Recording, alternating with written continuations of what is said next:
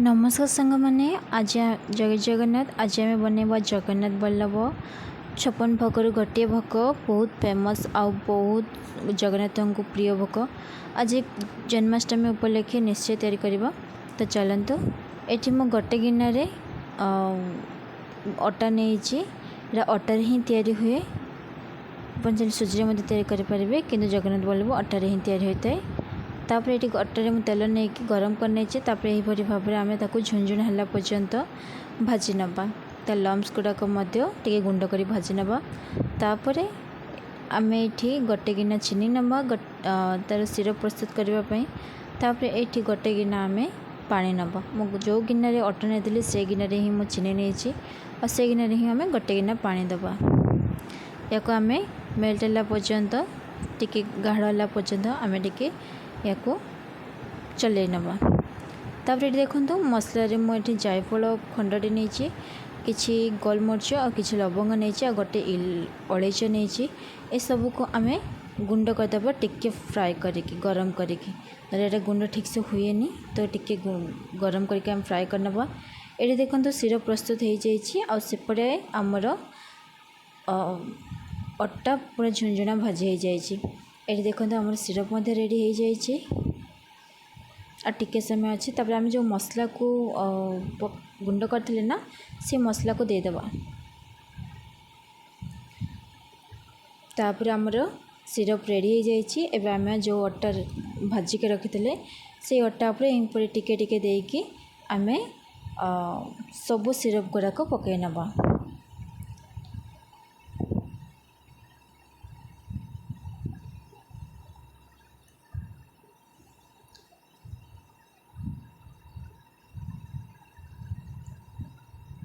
यहपरी भाव सब गुड़ाक दबे दबे आम से सिरप गुड़ाक सब पकईकि आम सुखला पर्यंत टिके फ्राए करनवा।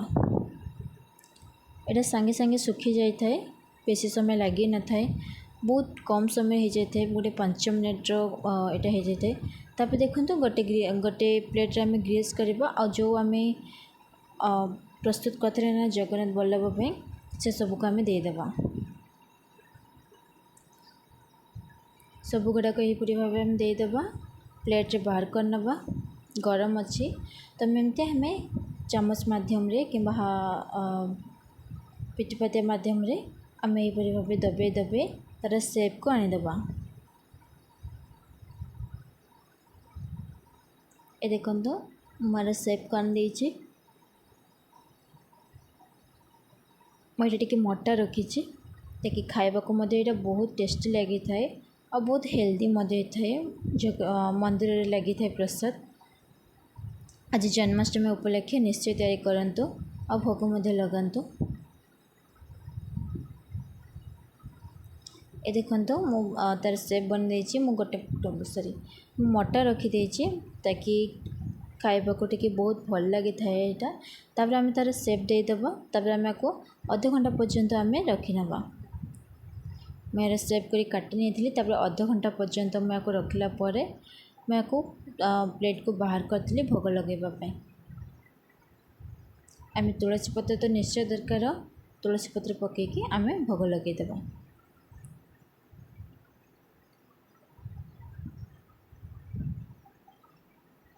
तो आज निश्चय बनातु जन्माष्टमी उपलक्षे जगन्नाथ बल्लभ बहुत सहज रेसिपी बहुत कम समय प्रस्तुत होता है। और केमिति लगिला निश्चय कहे। रहुछि जय जगन्नाथ।